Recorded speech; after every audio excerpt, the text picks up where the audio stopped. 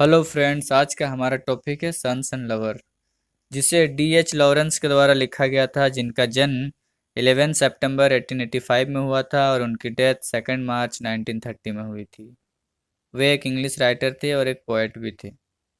ये जो टॉपिक है सन्स एंड लवर, इसका सेटिंग रखा गया है नॉटिंघमशायर और इसका थीम है फैमिली साइकोलॉजी और इसका पॉइंट ऑफ व्यू है थर्ड पर्सन ओमनिशिएंट और इसमें टोटल 15 चैप्टर्स हैं और इसको पब्लिश करवाया गया है 1913 में। तो स्टार्ट करने से पहले हम लोग इस टॉपिक के बारे में समझते हैं। सन्स एंड लवर्स, इसका मतलब इस टॉपिक में यह बताया गया है कि एक लड़का मतलब लड़का और उसके माँ के बीच में जो रिलेशन है, जो प्यार भरा रिलेशन है, संबंध है, उस चीज़ को दिखाया गया है। इसके साथ साथ एक महिला को अपने परिवार के लिए कितना सेक्रीफाइस करना पड़ता है, कितने मुश्किलों का सामना करना पड़ता है, इन सभी चीज़ों के बारे में इसमें बताया गया है। तो इसको स्टार्ट करने से पहले हम लोग इसके मेन कैरेक्टर्स के बारे में जानते हैं। हमारा फर्स्ट कैरेक्टर है मिस्टर वॉल्टर मोरल, जो कि एक माइनर है, मतलब एक कोयले की खदान में काम करने वाले व्यक्ति हैं। इनके पास कोई अच्छा खासा धन संपदा है नहीं। ये लगभग एवरेज फैमिली के एवरेज पीपल हैं, एवरेज लोग हैं। और ये एक ड्रिंकिंग पर्सन है, मतलब ये शराब पीने वाले व्यक्ति हैं। सेकंड कैरेक्टर है मिसेस गर्ट्रूड मोरल, जो इनकी पत्नी है। थर्ड कैरेक्टर है विलियम मोरल। फोर्थ कैरेक्टर है एनी मोरल। ये विलियम मोरल इन दोनों का सबसे बड़ा लड़का होता है, मतलब मिस्टर वॉल्टर मोरल और मिसेस गर्ट्रूड मोरल का सबसे बड़ा लड़का होता है विलियम मोरल। उनकी एक बेटी होती है एनी मोरल, फिर और एक बेटा होते हैं पॉल मोरल, और लास्ट में चौथा लड़का होते हैं जो सबसे छोटा होता है आर्थर मोरल। इसके बाद नेक्स्ट कैरेक्टर है मरियम, जो कि एक किसान की बेटी है। और एक कैरेक्टर के बारे में इसमें जिक्र किया गया है जिसका नाम है क्लेरा जी, जो एक शादीशुदा महिला है।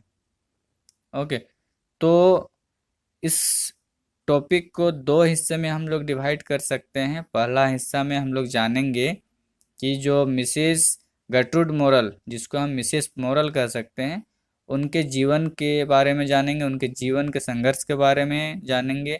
वे किन किन समस्याओं का सामना करते हैं अपने जीवन में, इसके बारे में जानेंगे।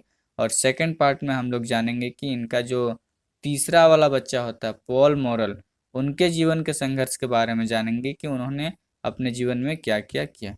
तो चलिए इसको स्टार्ट करते हैं।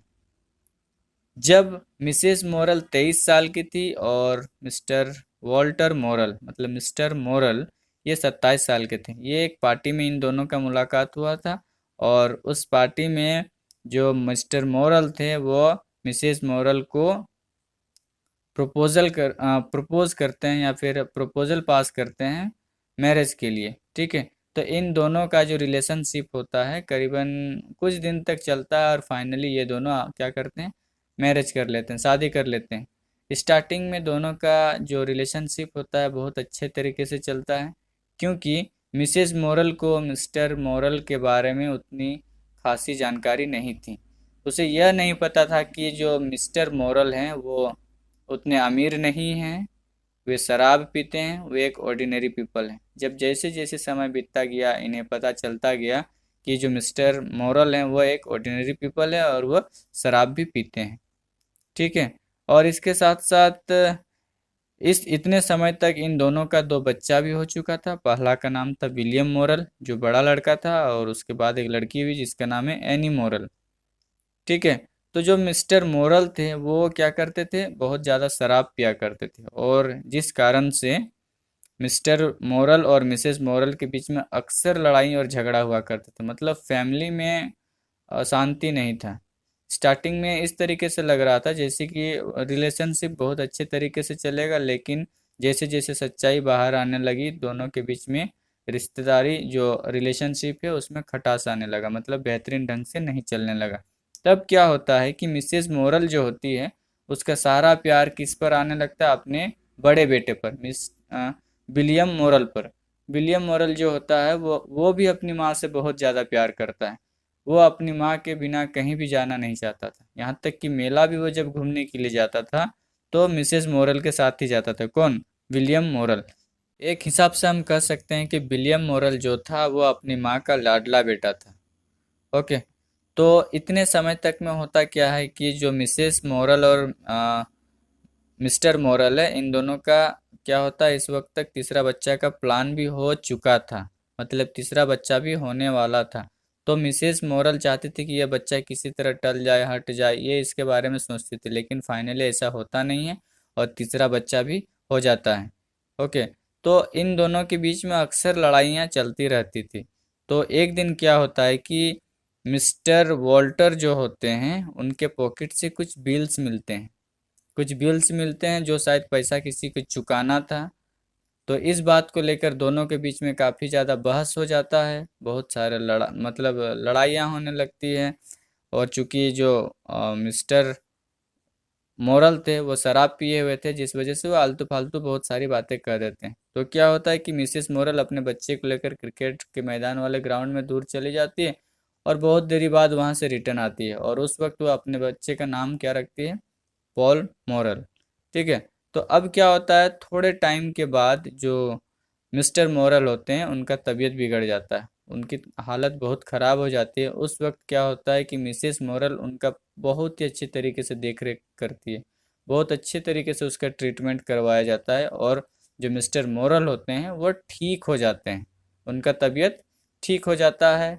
और जिस कारण उन दोनों के बीच में एक बार फिर से प्यार पनपता है, प्यार बढ़ता है, जिससे उन लोगों का चौथे बच्चे का प्लान हो जाता है।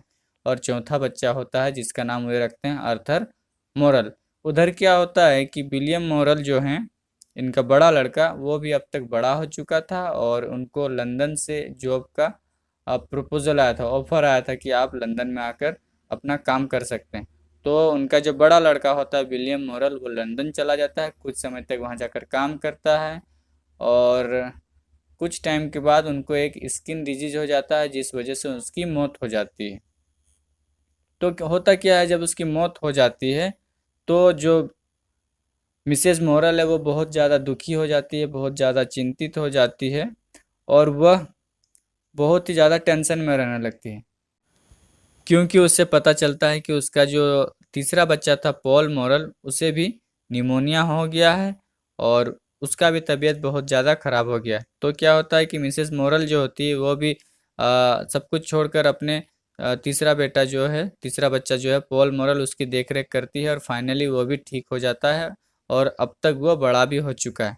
और इस तरीके से जो पहला वाला पार्ट है मिसेस मॉरल का लाइफ का इंसिडेंट, उनका स्ट्रगल, ये हिस्सा खत्म होता है। सेकंड हिस्से में हम लोग जानेंगे कि पॉल मॉरल के बारे में। पॉल मॉरल अब बड़ा हो चुका था और उसका लव अफेयर किसके साथ चल रहा था, मरियम नाम की एक लड़की के साथ चल रहा था, जो कि एक किसान की बेटी थी और वो भी गरीब थी, जिस कारण से मिसेस मॉरल को मरियम पसंद नहीं थी। वह नहीं चाहती थी कि उसका बेटा पॉल मॉरल मरियम के साथ रहे। मरियम की एक दोस्त थी क्लेरा, जिसका जो एक शादीशुदा महिला थी, और उसका उसके हस्बैंड के साथ रिलेशन थोड़ा डिस्टेंस रिलेशन था, अभी वो बन नहीं रहा, मतलब दोनों के बीच में दूरियां बढ़ी हुई थी।